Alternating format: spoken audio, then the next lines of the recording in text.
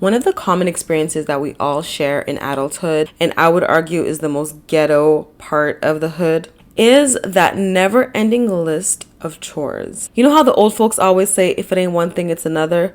Well, that couldn't be more true in the case of chores. If it ain't the dishes that need to be washed, then it's the laundry that needs to be done. If it ain't that, then the floors need to be swept and broomed. Oh, and the bathroom needs cleaning, the bathtub, the toilet. Oh, we need to clean out the stove. We need to clean out the fridge. We need to clean out the things that we clean with, like the washing machine and the dishwasher. And then when you feel like you got a handle on like the basic stuff, that's when you got to clean stuff like the windows need to be clean, the baseboards need cleaning, we need to clean out the filters, we need to clean inside the cabinets and declutter certain things, remove dust, and some other crazy random things that I probably haven't even thought of right now. My point is that the list of chores themselves seems to never, ever end. So long as we're living and existing in our space, there's just always something to be done. And for the longest time, my energy around chores particularly was, I just want to get this over with. So let's say I would have a Saturday set aside to do my chores. Sometimes it might have been a Friday evening or a day during the week. But for the most part, Saturdays are when I had the time for it. And so I would get up, I would plan to do chores that day. And it was always something that I really wanted to rush through so that I can move on to the next thing and all the other things that I had to do on my list for that day. Because as we know, Saturdays are those days. We try to really pack in as much as we can in terms of errands and things like that. And so the chores were really just a part of like a long list of things that I would want to get done. So for me, the energy was always, let's get this over with and let's move on. And at some point, without realizing and very unintentionally, I started to integrate small shifts into like my chore days or chore moments. And it started off with really small things. Like I would get up in the morning and I would brew a cup of coffee. I like to sip my coffee in the morning. So I would prep that. I would sip on my coffee. I would take a moment and write down the different things that I wanted to get done so I could have an idea of like where I would start and all of that. And then I would put on an outfit, something that I kind of felt nice in and didn't just feel like I was just like this maid. Nothing fancy, probably just still some shorts and a top, cute little romper, one-piece set, but just something that I could definitely be scrubbing toilets in and also at the same time kind of feel cute as well. And then I would put a playlist on, something like some really lively salsa, some bailando, I think it's called, like merengue type style, like the faster style. Sometimes it would be also Haitian, like olden compa, like upbeat music. Different days would have different playlists. And over time, I started to realize my energy around my chores started to shift. Doing chores started to become a bit of a vibe. Something that used to feel like such a burden was now something that I was actually looking forward to. Something that used to feel like such a drag to get through actually felt like a moment that I enjoyed. And something that I used to feel was draining me was now something that I actually felt nourished by. I essentially turned what was a basic mundane routine into a ritual. And again, all unintentionally without even realizing. And this is nothing new. When I think back to my childhood, my mother had so many different rituals, and I speak to my mom because she was really that core presence in the home. She was a stay-at-home mom.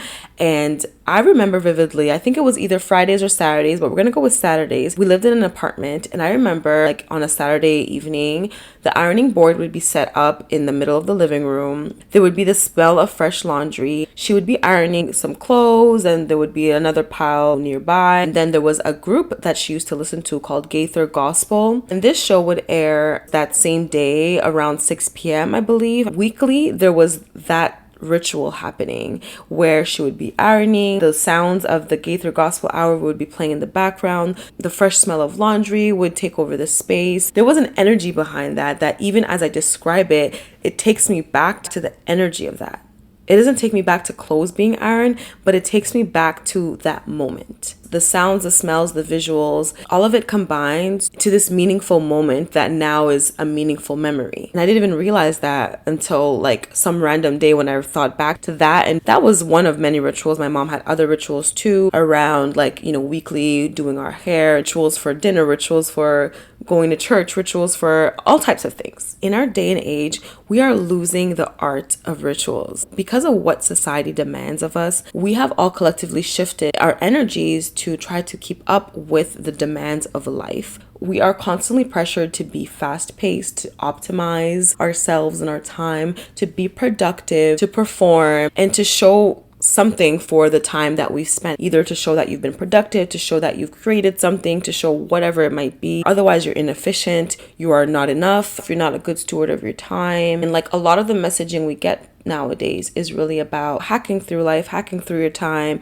being more productive, optimizing everything, the most bang for your buck and the most out of your time. It almost feels like we are not allowed to give ourselves time, to give ourselves moments, to pause, to slow down. And so whether it's the shift in my own energy and shifting my routine into a ritual, or even just looking back at my mother's various rituals, such as the one I shared, rituals are a very, very powerful way to give back to ourselves. And I want to share today a couple ways that you can shift your mundane, basic, trivial routines, the everyday things into rituals. Because you know something? The time is going to pass anyways. You're still going to have to do the chores. I know some people are so well off that they have certain people to do things for them and they pay for certain services. But for the rest of us, and even those people, there are still aspects of day-to-day life that they have to manage and maintain regularly that are maybe not always like the fun, glamorous things. There's never not going to be something that needs to be taken care of in your home, in your space. It could be outside of that as well. There's always an appointment to be made, some errand to run, things to grab. There's always something. A lot of times our lives are literally made up of the mundane, of the trivial, of the things that we kind of just think like, it's nothing. So literally routine, almost like meaningless to us, to the point where we almost don't even consider them. We're practically on autopilot when we're doing them, that we don't even consider that they hold any weight that makes it worth it to even like invest, to even think about or rethink about how we go about them or what our approach is to that. And so we don't even think about them. Whereas in reality, the reframe or the shift that I want to bring is that a lot of our life is made up of the mundane. It is made up of the regular day-to-day routine that we just don't pay much attention to, and the things that we're doing, such as chores, constantly having to clean. A lot of that is your life. I'm not saying that like that's gonna be all you're gonna do. You get what I mean. Like I said, those chores, it's like an infinity, that list. And so oftentimes when we're thinking about like improving our life, glowing up, hacking our lives, and optimizing our lives, and a lot of whatever else we're thinking about out there, we always think about like getting into the new. So like, I'm going to create this new morning routine and I'm going to start eating things I didn't eat and going places I didn't used to go and doing stuff that I used to do. We don't consider or think about the things that we're already doing, that we have obligations to do, in fact, that are part of our regular day-to-day. We don't think about how to reshape those, how to add more beauty to those, or how to add more intention to them in ways to better serve us and to nourish us. And that's what rituals are. A ritual is a routine, but with intention. A ritual takes a basic mundane routine and through things like sensory cues, mood setting, and intention, it turns it into something a little more special, a little more meaningful.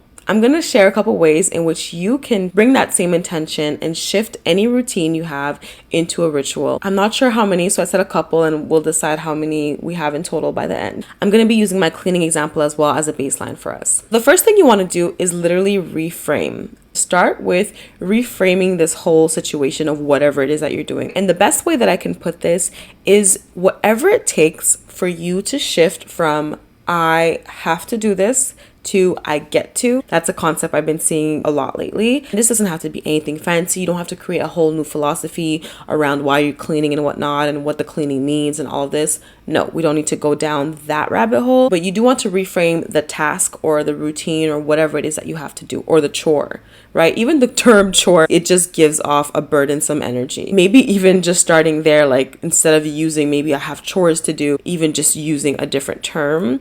But if not otherwise, it can be as simple as instead of I'm cleaning my space, this is like a moment of self-care for me, because caring for my space is also caring for me. Maybe it's also thinking about how amazing your space tends to feel and how this is like nourishing. You can try to romanticize the concept of it. Maybe it's something like this is a moment for me, myself, and I, for us to pause and just be with myself. You know, it could just be something like that.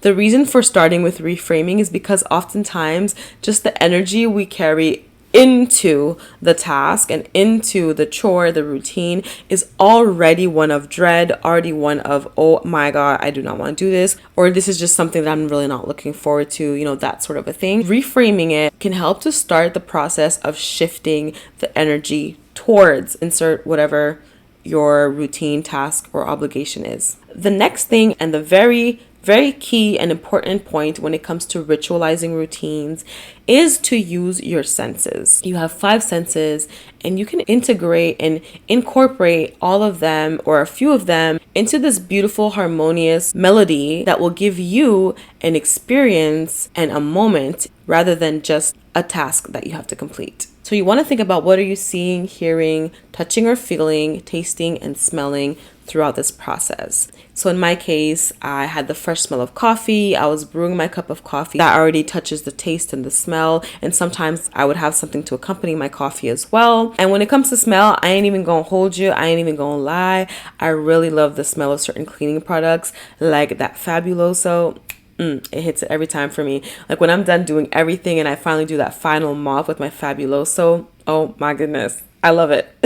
Even the smell of the fresh laundry, because sometimes as I'm cleaning, I would be doing a load of laundry. And so all of that is just like refreshing to me. It's an enjoyable fragrance overall. But beyond that, for you, it could be something like a candle, fresh smell of cookies, I don't know, whatever it is that you like. When it came to touch, I had certain textures and outfits that made me feel comfortable that I would put on. And hearing, for me, it was really around the sounds of the salsa music or the Haitian music, depending on the day, whatever the playlist was. I didn't touch on the eyesight, but you definitely can have certain visual cues as well. I mean, for me, it was just that beautiful clean space in the end. Clear counters, clear floors, fresh sheets. So that was for your senses.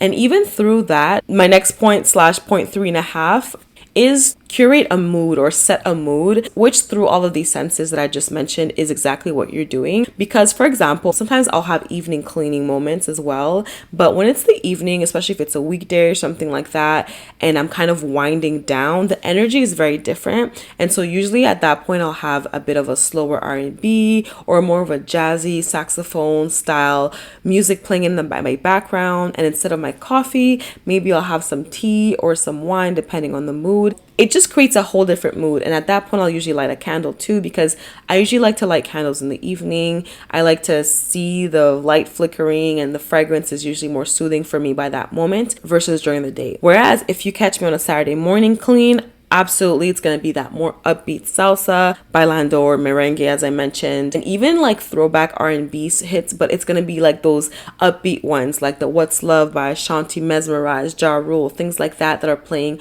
on a playlist in the background. Those funky throwback hits that really put you in a mood. That's what you're going to catch me on Saturday, and that creates a different level of energy. It's a whole different mood, a whole different vibe. And so that's what you want to do through these senses, is to curate a mood for whatever that thing is. And you get to decide what this is. If it's the morning and you want to kind of like rev yourself up a bit, then you can decide what the seeing, touch, hearing, smell looks like for you. And if it's like maybe something like I mentioned in the evening and you're trying to wind down, or depending on what energy you're looking for, you can curate that mood with those senses. The next thing you want to do to ritualize anything is to slow down.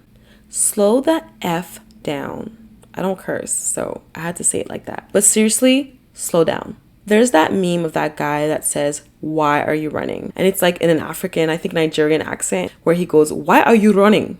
And like, that's my question. We need to really ask ourselves, like, why are we running? And I get it. Life is very demanding, but like, seriously, what are we rushing through? We're rushing through our entire life. You're at work, you're pressed for deadlines. You got to rush to go get the kids. If you have kids, to do this, to do that, rushing to get to appointments. And then even when you have chores to do at home, you're still rushing. Why are we running so much? There are moments for that. There are moments where, yes, you know, things are pressing and urgent, but to be in that constant state and to go through the regular things that we do on a regular basis, constantly in that energy, we need to consider how that affects us.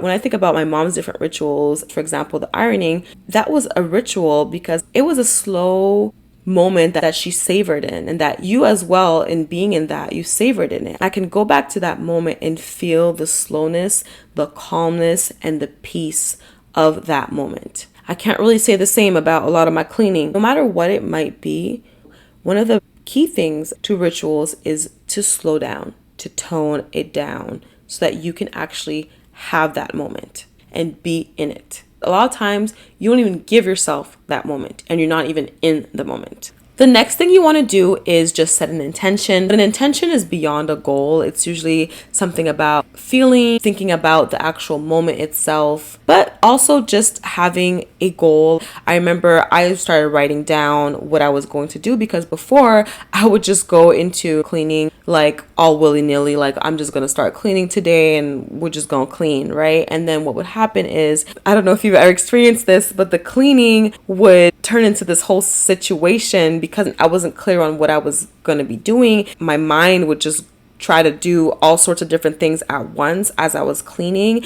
And then I would have unfinished things going on because I kind of started tasks throughout my process that I ended up having to finish, that ended up taking so much out of me. So it's either I would finish really late and I was just like so exhausted and disappointed that I didn't get to the other things that I had to do, or there would be a pile of things that was unfinished that was just now more of a burden and a drag for me. The whole process of like sitting down, writing things that I had to do, give me clarity around what it was that I was getting myself into and what I had planned. And even if I didn't finish, let's say I was halfway through my list, let's say, because maybe something took longer than I thought and time was passing and like I had other things to do, it was much easier for me to be like, okay, well, like this is for tomorrow, or like the next week or the next cleaning thing. I would be able to see what was more urgent, that like, of course, the bathroom needs to be cleaned, that for sure. But let's say, there was an inside cabinet, something I wanted to like really optimize, like I don't need to do that today. And so I could just put that off. Right? Whereas before I might have started emptying out that cabinet and after cleaning out the bathroom, and then before you know it, I would have seen the time pass and I would have been so frustrated. So having a moment to just set an intention, just map out whatever it is you're doing, even if it's a routine, sometimes it's just important to like ensure that there's that clarity going into it and there's that intention as well. Your intention can be a goal, or it could just be more about the mood and the feeling around the moment that you're about to spend on this task or chore. And the last thing when it comes to ritualizing is let whatever it is that you're doing be a return to yourself. There's a lot of talk about nervous system out there and nervous system regulation. And a lot of times how we're doing just even the mundane is agitating our nervous system even more, on top of like all of the other agitations that life is throwing at us constantly that are creating that imbalance. Think about me cleaning regularly, and every single time I'm doing this regular task that is part of my regular day in and day out life, it is something that I'm doing with a rushed, anxious energy. How that is affecting my nervous system. When we shift our routines, the things that we do regularly that make up a big portion of our life, we allow things like chores to become a way to reset our nervous system instead of spiking it even further. And that, my friends, is very powerful. The difference between rituals and routines is that a ritual gives back to you.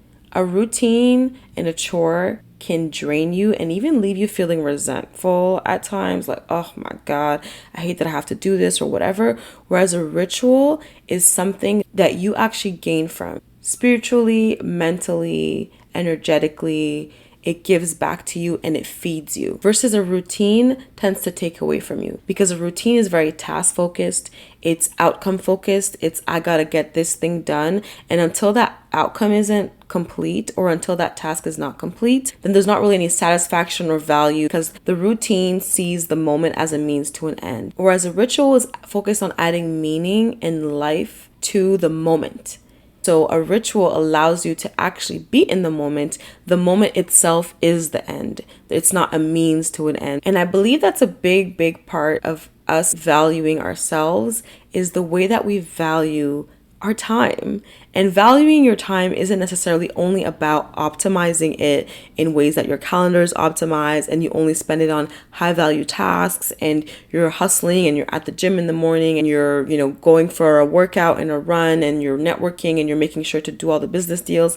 Yeah, that's all cool. But what about in the regular day-to-day stuff? How you're giving to yourself in your regular moments, I believe, is a way to value your time and thus also value yourself. Because I'm a firm believer in how you do something is just as important, and if not more important, than the thing itself that you're doing. There's a quote that it says something around not to focus on the years of your life, but to focus instead of adding life to your years. So it's the same concept when it comes to ritualizing routines. Rituals add life to our routines.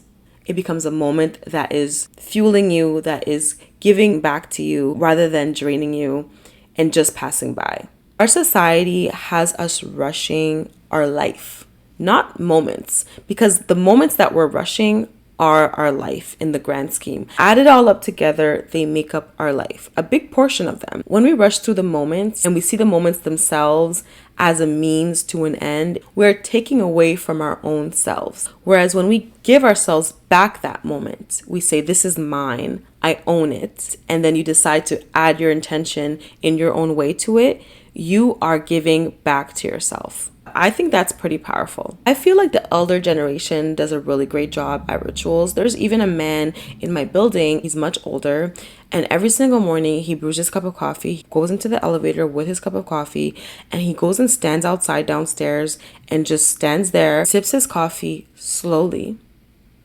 takes his time, and there's just a road down there when you like go downstairs. There's an intersection, and so he is pretty much just looking outside, and he probably lives on his own, and he's probably retired from what I can see, and so it's probably his way of just having some contact and connection with the outside world. He just stands out there, takes his moment, sips slowly, takes his time with it. It's his moment, and then he goes back in the elevator when he's done, and that's that. I think he does something in the evening too, because sometimes I see him, but without fail, usually in the mornings. Sometimes if I work from home and I happen to kind of be going to the gym in the morning or something like that, I'll catch him, or if it's a weekend or something like that. I find the older generation really, really good with this. They naturally integrate rituals into their life because I believe they come from a different era.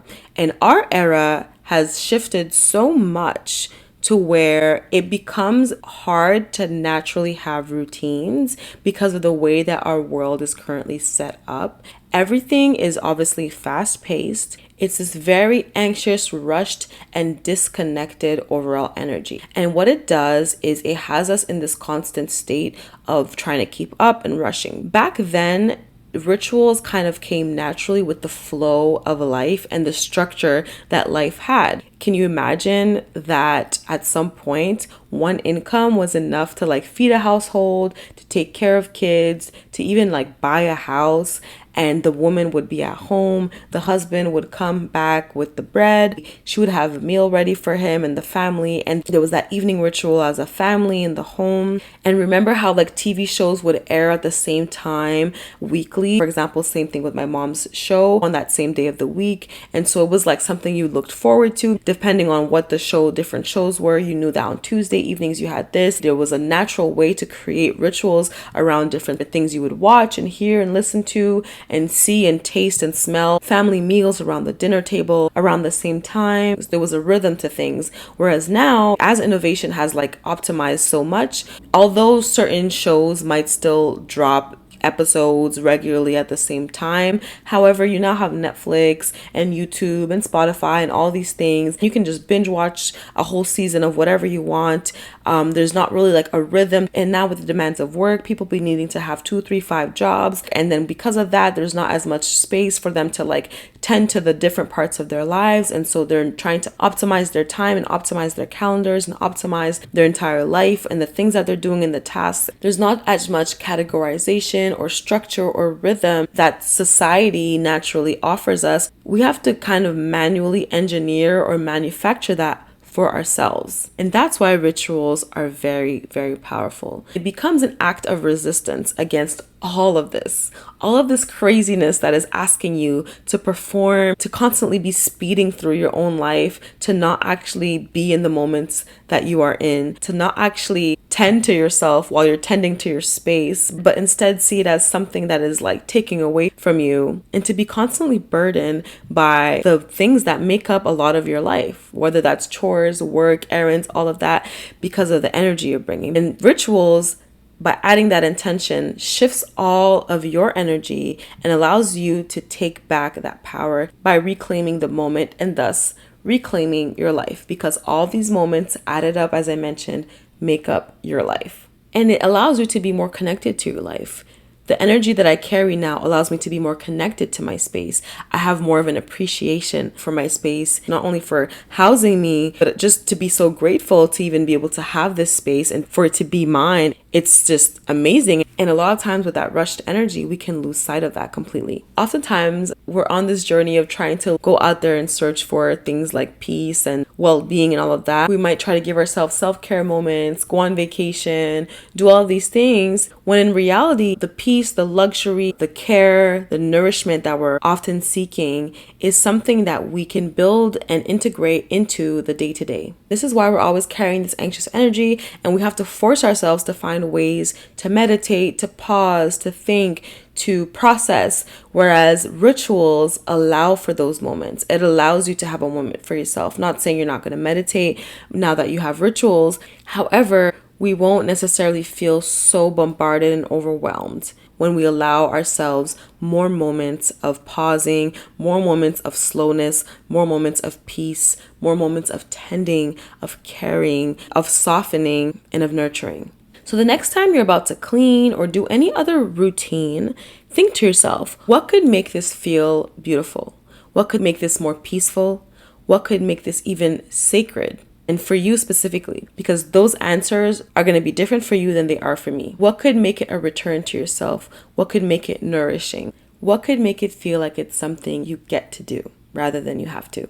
How can I use this to add more life to my years? Instead of just letting the moment pass, how can I actually be in this moment and have this moment for myself? Imagine spending a lot of your moments, and a lot of those are only seen as a means to an end. I know it sounds so extra to think about, but it's something worth thinking about. If you're going to spend that hour anyways cleaning, might as well give yourself an hour that nourishes you, that feeds your soul, feeds your spirit, and helps to fade away the noise and all the craziness of the world. How would that impact you, your energy, your mindset, your spirit, your soul even, if now a lot of the regular things you did became moments to return to yourself, moments to nurture yourself, moments to pause, moments to resist being pulled by the anxious, crazy, wild, rushing, pressuring, crazy energy that's out there? What if a lot of our regular moments added more peace, added more softness, added more enjoyment and joy and calmness to our lives? What shift would that create for you? And how would that allow you to reclaim parts of yourself and your power and your energy to be able to give yourself the gift of owning those moments? You tell me, but I have a crazy inkling that tells me that it would be pretty magical. My invitation to you today is all about ritualizing your routines. Depending on whatever routine you thought about, it could be anything from like the morning drop off, the afternoon pickup, the morning commute to work, the afternoon return, your shower, your post-shower routine, your chores and cleaning like I just mentioned, doing the laundry, whatever it might be, something that you do regularly that you're probably just kind of like, ugh, you didn't even think about it. Let me know what routine came to mind for you, why, and how you feel like you can shift that in a way to give back to yourself. And don't hesitate to share any other thoughts that you have, comments, questions, and follow-ups as well. I hope this was helpful, and I hope you stay blessed and thriving.